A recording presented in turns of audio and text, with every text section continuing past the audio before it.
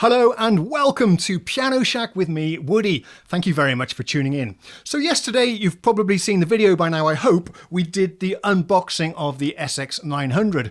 And I took the opportunity to film the front panel and give you a guided tour of all the buttons and the controls. And then I also did a brief overview of the home screen. But I didn't include that on the unboxing video because that was going on long enough. I thought I'd publish it as a separate video.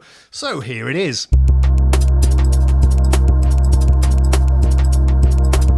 Okay, let's start with a high view then, and I'll give you an overview of the front panel controls. They can be somewhat bewildering to a newcomer to this type of arranger keyboard because there are a lot of buttons on the front panel, and that's so that you have a lot of real-time control when you're doing a performance, which is great.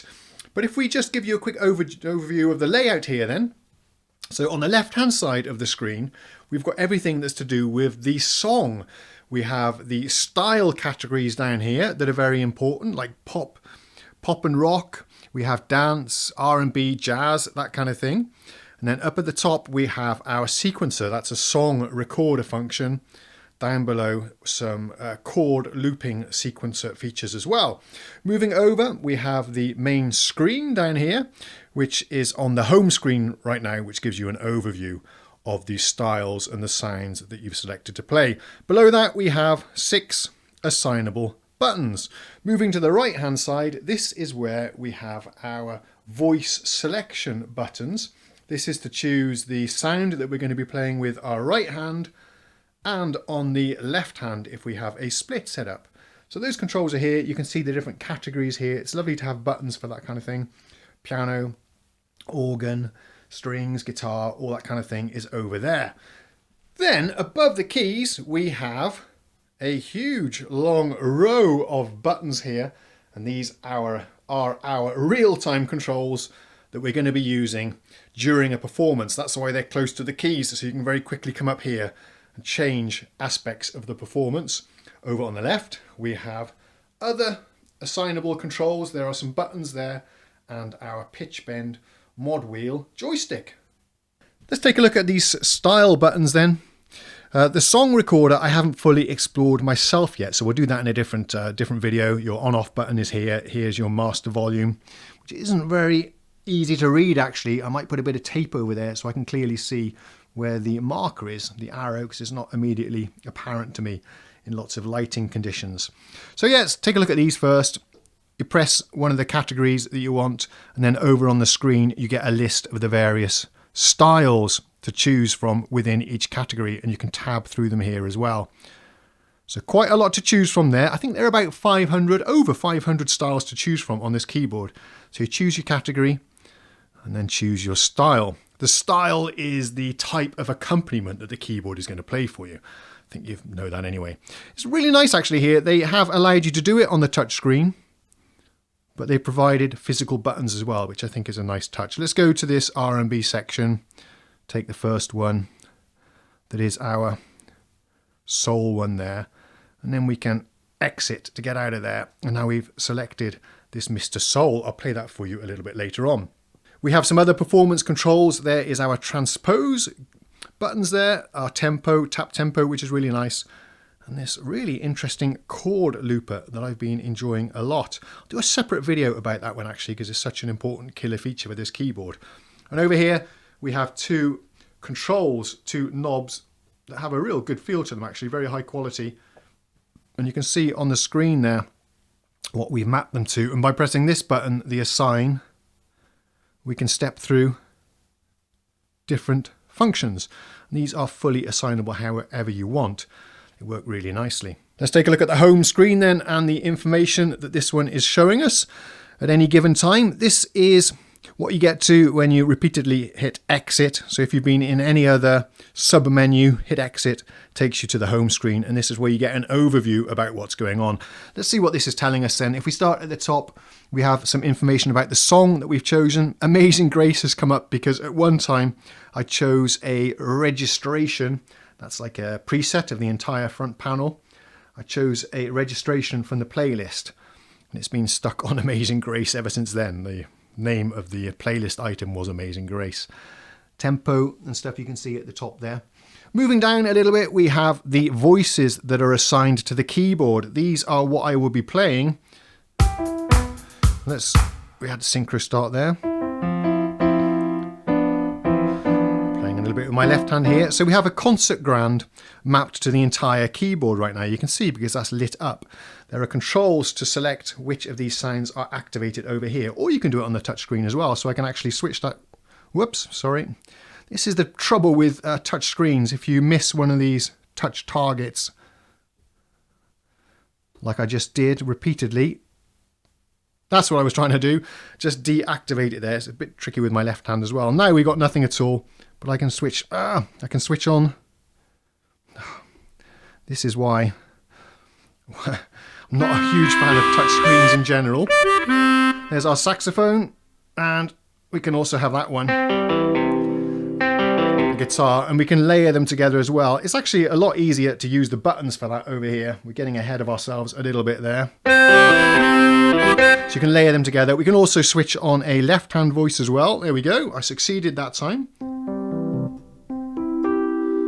So we've got the Rhodes in the left hand there as well. I think my fingers are too thick and kludgy for these touchscreens apparently. So that's how we can select and disable the voices that we're going to be playing on the keyboard. You can see there's a split here. And then comes in the left-hand voice. If you do want to change the sound, just press there. And that's what I was doing by accident earlier. This takes us into the voice browser. Let's get out of there.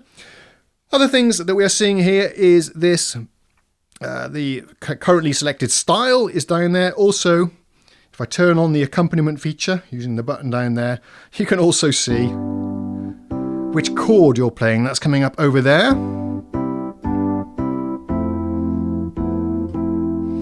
Over here, the multipads, that's what's assigned to these sample and audio triggers that we've got over on the right there.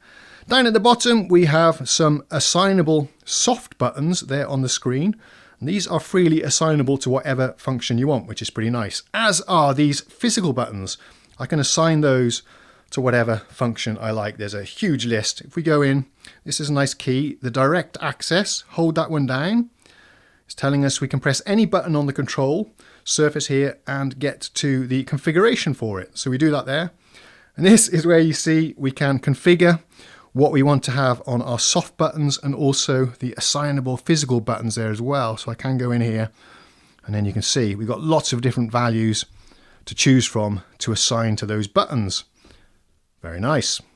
On the right hand side of the screen we have some administrative functions, I suppose you could say. We got our data entry dial, increment, decrement, exit, enter buttons.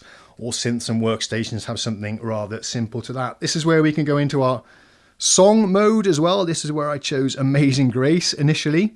That's our playlist where we can chain together and have a directory of different songs. I think we'll have to dive into that feature. The menu button is there. This is what the menu looks like. And then what do we have up above there? Some settings for the microphone. If we plug in an external microphone, we can actually sing into the PSR and have it auto-tune our voice and add backing harmonies as well, which is really great fun. If only I was a better singer, but we'll have to demonstrate that feature as well. If we move over to the right, this is our voice selection buttons then. So first you need to go here. This is where we can activate all the different sounds. So I can, for example, just activate our piano there, or the second sound, which is pretty cool there. Yeah, I like that. And we can layer them together if we wanted to do that. Well, it was going to sound very strange in this case. But above that, we have these selector buttons. If I press that, that takes us into the sound selection page. So we can choose whatever voice we want there as well. Let's go for something vintage EP, for example. Exit that one. And now I have a vintage EP. We can do the same thing for the other sounds in the other slots as well. So I really like the way they've implemented this. It's super easy to choose sounds and layer sounds together and put a split as well, so you can have a different sound on your left hand. Okay, let's take a look at all of these performance controls. This bewildering array of buttons on the front here. The most important buttons perhaps, certainly when you're doing some kind of performance. So this is the master toggle to switch the accompaniment on or off. Hope that's coming out okay on the video with the lights. I think it should be. We have a one-touch setting link. This links these one-touch setting buttons to the variations. And what these one-touch setting buttons are is sounds and voices that are suitable for the style and the variations. So we can have a look at those in a second. Then we have this one here, which does a fill-in when you change between the different variations. You can switch that on or off. We have the same architecture as we've had for many, many years on the PSR, the Tyros, the Genos. We have three different intros. Start with a basic one, intermediate, and then a very complicated, complex introduction. Same thing with these variations. Each style has 4 variations, and they go from a simple and basic variation to a more complicated and busy variation when you get to number 4. So you can use these for verses, choruses, that kind of thing. A break will add a little bit of silence, and then a fill to bring you back into which variation you were on previously. And then we have 3 endings also, from basic to a more sophisticated ending over there. Sync start will start the accompaniment as soon as you press the keys. If I was to switch it on, sync start. There you go, and a big start stop button, which is nice. The registrations is the way that we store presets on this device. I've saved a few here there myself. I haven't really dug into the full capabilities of this, but it's pretty powerful. It saves all of the entire settings of the instrument, at least all the front panel controls, so you can quickly call up all the settings you want for a particular song. Then we have one-touch settings over here, so I'm going to have to do everything in my left hand here because I'm holding onto the camera. But these are the sounds that Yamaha, or the programmers at Yamaha, think you should be using for this particular style. So got a piano there, which is going to be linked to variation 1. When we choose variation 2, we're going to get this one. Nice Hammond organ. Number 3. Some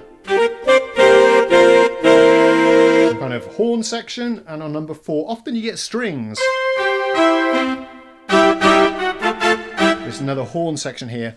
So these are linked if you enable the one-touch setting link there, but you can change these whenever you want during a song as well. Just like that. And over here we have our multipads. These are also called up as part of the style. And here you can trigger as you wish little fills and intricacies to go along with the style. We can take a listen. You can add a shaker. And these are synchronized in time with whatever the style is doing at the time. You can stop it by holding the stop button and the multi-pad you want to stop. Ha! You can never have enough cowbell.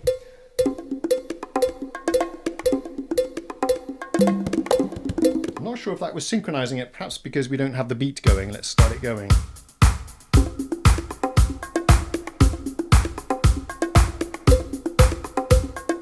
Yeah.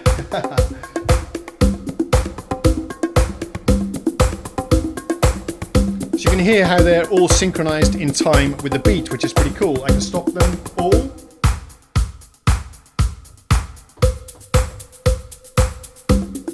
Or just stop part of them if I want to. And then we have our keyboard octave shift there as well, which is pretty important to have. That's where it's located. Finally then, we have our rather unusual for Yamaha joystick, where we can do the pitch up and down like that. I've only got one hand available, so I can't really show you that. Up and down is the modulation. Often that adds vibrato to the sound, but you can assign it to do other things if you want. This button will hold it in position, so you can let go and it will keep the vibrato going. This one is by default configured to do the Leslie on and off, but you can configure it to do other things if you want. The Leslie is the rotating speaker on the Hammond organ. Why don't we take a listen to some of these buttons and how they're working with our Mr. Soul style right now. So I'll do the synchro start. We'll do a Intermediate introduction, I'll do something in, what's a good soulful thing to have? Maybe a G7. Here we go.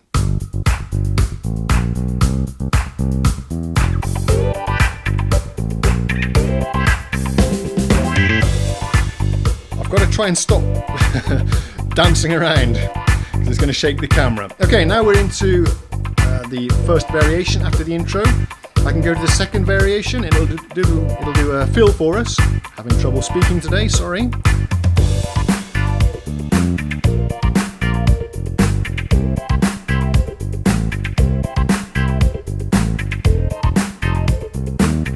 Let's try variation 3.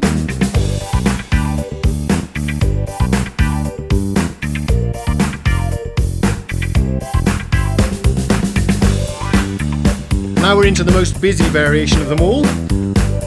Let's pull it back down to the simple one, the most basic. I often find these basic ones to be the most pleasing. And let's go into an ending. I'll show you the break actually, here we go. And then let's do one of the middle endings, shall we? Or let's do the most advanced ending, here we go. We'll do it in B flat. Let's do a C. Resolve back down to the G.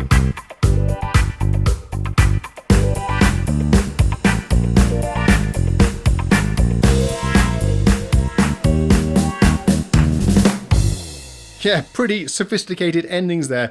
And I found it doesn't work to change the chords during an actual ending is in progress because they have their own chord changes built in. So there you go. That's my whistle-stop tour of the front panel of the SX900, the SX700. It's very similar, I believe. I hope you enjoyed that and found it interesting. There are many more videos about this one to come, but I'd love to hear your thoughts. What angle should I take when demonstrating and reviewing this keyboard? What features would you like to see? And are there any fun challenges or games or entertaining things that we can do with this keyboard to demonstrate its features and capabilities? I'd love to hear from you. Leave me a note in the comments. That's all for today. Thank you ever so much for watching. I'll see you again soon. Cheerio. Just wanted to tell you about my piano inspiration series. These are video lessons with the goal of improving playing technique, building music theory knowledge, and broadening your repertoire. I've created lessons for players of all abilities, and we cover a wide variety of topics and musical genres. I'm really proud of how they came out. Subscribe to my Patreon or join my YouTube channel, and you'll get 2 new episodes every month, plus instant access to the entire archive. If you prefer, you can watch old episodes for free on Skillshare when you use my link. More information in the video description or on my website.